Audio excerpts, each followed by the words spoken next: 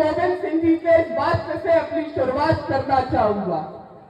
देश सेवा पर मोए है, शुभ कर मन ते सब हो न डरो, न डरो अरसो जब चाहे लड़ो, निश्चय कर अपनी जीत करो। गुरु गोविंद सिंह जी कहते हैं, हे परमात्मा, हर अच्छे कार्य के लिए मुझे प्रबल रखना, मुझे अग्रसर रखना। यही काम यहाँ बैठा अखिल भारतीय विद्यार्थी परिषद का कार्यकर्ता कर रहा है। साथियों, इस समय हमारे देश में एक दीमक घुस रही है। उस दीमक का नाम है बांग्लादेश घुसपैठ। ये बांग्लादेश घुसपैठ सिर्फ सीमाओं से जुड़ी समस्या नहीं है, ये हमारे देश की सुरक्षा, अर्थव्यवस्था, हमारे देश के सामाजिक संतुलन, हमारे देश के लोकतंत्र के लिए खतरा है। साथियों, ये और इन लोगों को कुछ लोग राजनीतिक संरक्षण देने का काम करते हैं। मैं उन लोगों से पूछना चाहता हूँ, ये वही लोग हैं जो देश से चिढ़ते हैं और इन्हें भी पता है जो देश से चिढ़ेगा इन्हीं लोगों से प्यार कर पाएगा। साथियों, ये लोग इनसे मानव अधिकारों की बात करते हैं।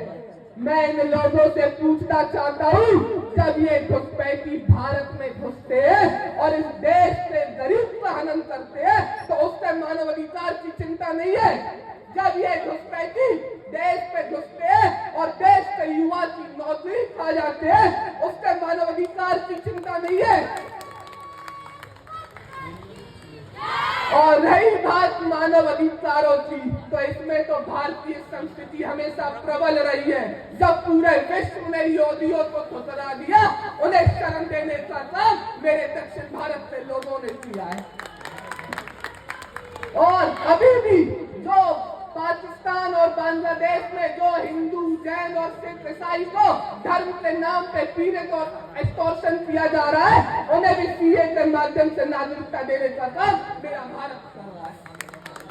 साथियों, ये देश शरणार्थियों को शरण दे सकता है पर आतंकवाद को नहीं। ये एपीजे अब्दुल कलाम को मानता है पर कसाब और लादेन को नहीं मानता। और साथियों, जब ये घुसपैठी शक्तिशाली हो गए, ये औरंगजेब, बाबर और मोहम्मद गजनी बनने का काम करेंगे। पर विद्यार्थी परिषद का कार्यकर्ता गुरु गोविंद सिंह जी और शिवाजी और महाराणा प्रताप बनते इन्हें रोकेगा, क्योंकि हम ही मानते हैं, सूरा को जो पहचानिए, जो लड़े दीन से है, पुरजा सत मरे पर कबू न चारे थे। विद्यार्थी परिषद का कार्यकर्ता देश और धर्म के लिए अपना जीवन न्यौछावर करने वाला कार्यकर्ता है।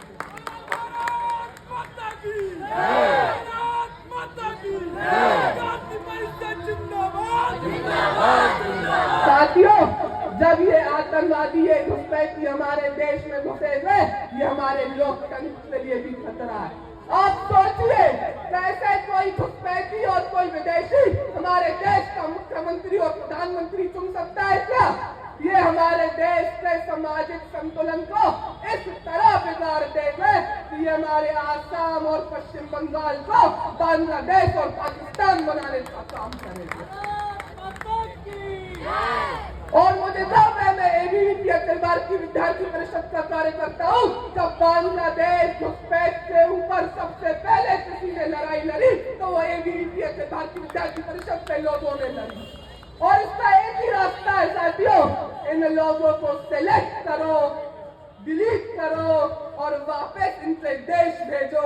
इसका एक ही रास्ता है।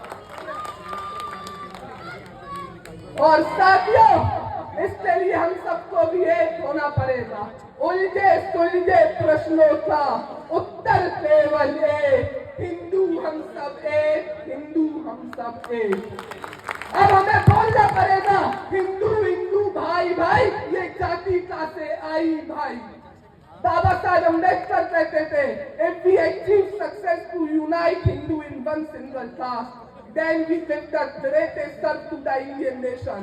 अगर हम समूचे हिंदू जाति को एक समाज में बांटने का काम कर सकते हैं, तो हम समूचे भारतवर्ष को सबसे बड़ी सेवा देने का काम कर रहे हैं। ये काम दिया बेटा अखिल भारतीय विद्यार्थी परिषद का कार्यकर्ता करेगा। साथियों, मैं इस पंक्ति के बाद अपनी बात को भी विराम देना चाहूंगा।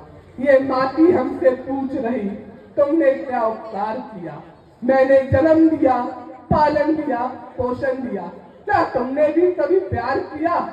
जब जब देश पे संकट आया, वीरों ने बलिदान दिया, खून पसीने से सींच सींच के इस धरती को मान दिया। बहुत बहुत धन्यवाद।